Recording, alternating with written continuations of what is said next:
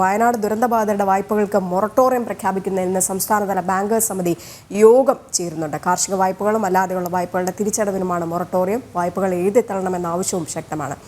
രശ്മി, ഇവിടെ എല്ലാം തകർന്ന് നിൽക്കുന്നവരാണ് വയനാട്ടിലെ ജനത.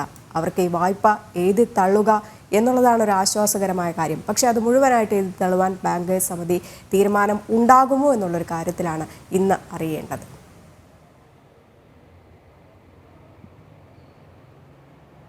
രജനി, ബാങ്ക് സമിതി യോഗം ഇന്നിപ്പോൾ രാവിലെ ചേരുകയാണ്. രാവിലെ 10:30-ക്കാണ് യോഗം ചേരുന്നത്. മുഖ്യമന്ത്രിയുടെ അധ്യക്ഷതയിലാണ് യോഗം. മുഖ്യമന്ത്രിയുടെ ചേംബറിലാണ് യോഗം. ബാങ്ക് പ്രതിനിധികൾ ഉൾപ്പെടെ ഈ യോഗത്തിൽ പങ്കെടുക്കുമെന്നുള്ളതാണ് നമുക്ക് അറിയാൻ കഴിയുന്നത്. പ്രധാനമായും യോഗത്തിൽ ചർച്ച ചെയ്യുന്നത് വയനാട് ദുരിതബാധിതരുടെ ഈ വായ്പകൾ സംബന്ധിച്ചുള്ള ആ പ്രശ്നത്തിൽ എന്ത് പരിഹാരം കാണാനാകും, മൊറട്ടോറിയം പ്രഖ്യാപിക്കുക അല്ലെങ്കിൽ ഈ വായ്പകൾ എഴുതിത്തള്ളുക വിഷയത്തിലൊക്കെ തന്നെ ഇന്നൊരു തീരുമാനം ഉണ്ടാകും. ഇതിൽ ഒരു കൃത്യമായൊരു കണക്കെടുക്കേണ്ടതുണ്ട്.